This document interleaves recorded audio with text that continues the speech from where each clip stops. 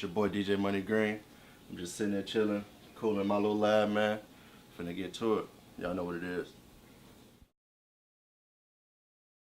Production thing for quite a few years now. Like I tell everybody, about 3 years, because I was with like a little production team and shit, but really wasn't taking it serious. You know what I mean? Literally, I was probably going in the studio probably like 3 or 4 times a month. And we all know that ain't gonna cut it, man, especially you trying to do music. But shit, I've been, you know what I mean, doing the band thing and all that shit. I was a little band geek, marching band and all that back in the day. But shit, I knew music was gonna be it for me from the start, man, since I was a little boy, banging on little pots and pans in my grandma's house and shit.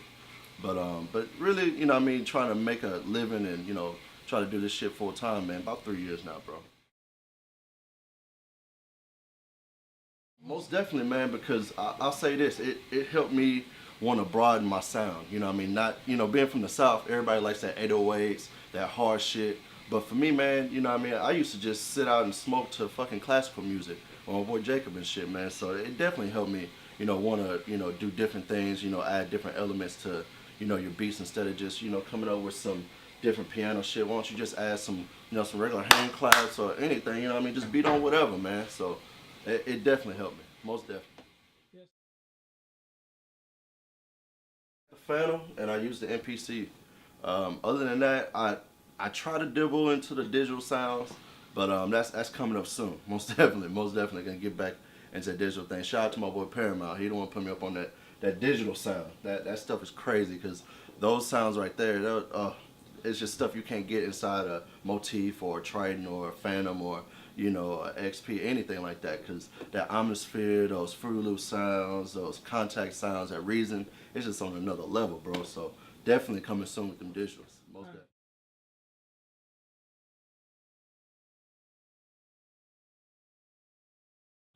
I used to think that. I won't lie. I used to think that. Again, coming up, it was just, you know what I mean, it wasn't that digital stuff. I remember when people used to make fun of Fruity Loops. They'd be like, what you use, man? You'd be like, man, Fruity Loops. I know I ain't finna get no beats from him. And that was about, say about 4 or 5 years ago when people were saying that. And then that new wave of those sounds, it definitely changed the game and changed people's ear. Because, and again, being from the South, you see it a lot more than if you was to live on the West Coast or up north, because down south got it on lock right now for I don't even know how many years it's been. It's, you know, since the snap music, Soulja Boy and all that. But I used to think that, but now I understand, you know, a little bit more. As in, I'm not old, nigga, but you know, as getting older and shit, you really realize that, man, as long as you provide for your family and any way you can get that money, get it, man, because I know 19-year-olds is riding around in Beamers and shit off of Fruity Loops, off of Reason, and off of that shit. So however you can do your music or however you know you can create, shit, I say do it. I've seen people make millions off of just clicking a mouse, man. So it definitely used to be where I'd be like, nah, that digital shit, fuck all that shit. But now I welcome it, man. Any way to get it. Anyway.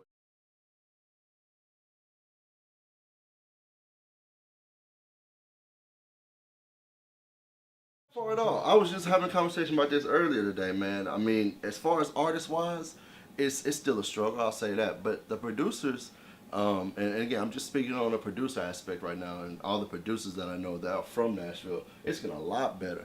I mean, you've got, you know, Coop take off on him. He had, you know, a single from Ritz and Mike Posner. You know, you got the people like the Face, of course. Everybody knows what he's done in the city. And then you got, you know, the band plays. Everybody knows his credentials speak for himself. The Six Senses, you know, he's going hard right now.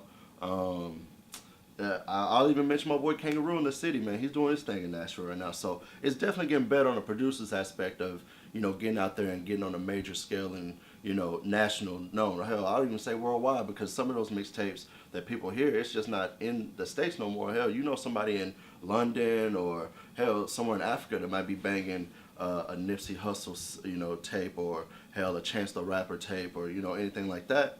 So it's definitely getting a lot better for producers in Nashville. But I will say this, a lot of them just didn't stay here, man. They got on the grind and, I won't say packed up, but, you know, make that move to, you know, to travel to the Memphis, to the Atlantas, to the Dallas, to, you know, trying to go to New York and different things like that. So it's getting a lot better, and I love it, man, because it's making me more, well, I won't say more proud, but it's making me realize that, you know, now coming from Nashville is possible.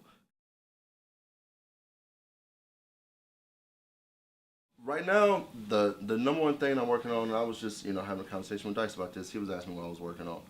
I'm trying to get some beats together for my boy B Hemp. Everybody knows him from Do the Ricky and Bobby, that type of shit. But we're definitely gonna try to put together a little mixtape or EP or however you want to call it. You know what I mean, for the streets to vibe to. Of course, I'll say my boy Chris. He's in there. Chris V. Got to shout him out on that, man. Definitely working on some shit with him. Cashville's Dice. We got this new shit coming out with Crazy Bone. Be on the lookout for that. That been through, man. That shit's gonna be fucking epic. Of course, the big homie Jelly. Of course, White. I think start from the ground up. I mean, yes, everybody can get that big placement stuff, but if you start with the artist that's really, trying to work their way up and get on the radio and things like that, it could definitely be beneficial, especially if they're some real niggas, because they won't forget when they was, grinding, recording in my little booth here in my kitchen and shit, man, to, get into some $1 million shit. But yeah, just them are just a few artists I'm, focusing on working with and what I got coming up in the future, man.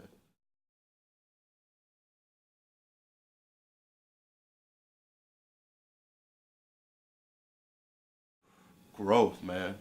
And learn the business. Because, there's a difference between, you know, music business and the business of music. Because everybody gets it twisted and they want to, get in their feelings and stuff when business is brought to the table. And I definitely had to learn that, man. Like, you can't, put your personal feelings into this music shit because it's crazy. It's crazy because one person will stop fucking with you over some petty personal shit. They ain't got nothing to do with the music, man. And by growing and actually seeing that and knowing how to, as Jay-Z would say, move in a room full of vultures. I mean, you just got to be on your shit because everybody's out to get it, and we all trying to eat. So that person next to you, he might smile in your face, but behind your back, he like, man, I'm finna eat all this nigga play. Fuck that nigga. So definitely growth, definitely change. Definitely changed especially last year, man. The last year has been oh man, it's been awesome. God is good, I will say that. But definitely change, definitely different because again, like I stated earlier, I was just literally going to the studio 3-4 times a month. Now sometimes I mean on a good day, if I'm just in that fucking mode, man, I'll come in this bitch 3-4 times a day and try to create. And but again, I will say this: you get burnt out on music, so you don't do that all the time. But you definitely do that type of shit, and I've definitely learned in the past 3 years that it's possible. That's all I will say. By the grace of God, and if you stay prayed up, anything's possible, man. Most definitely.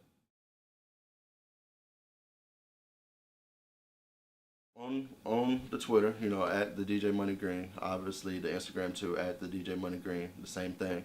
Hit on my email, DjMoneygreen32 at gmail.com. I definitely got a SoundCloud /DjMoneygreen. It's got a couple of my joints on there, but not too many. Definitely, you can call me too. Hey, I'll put that out there, 615-479-9077.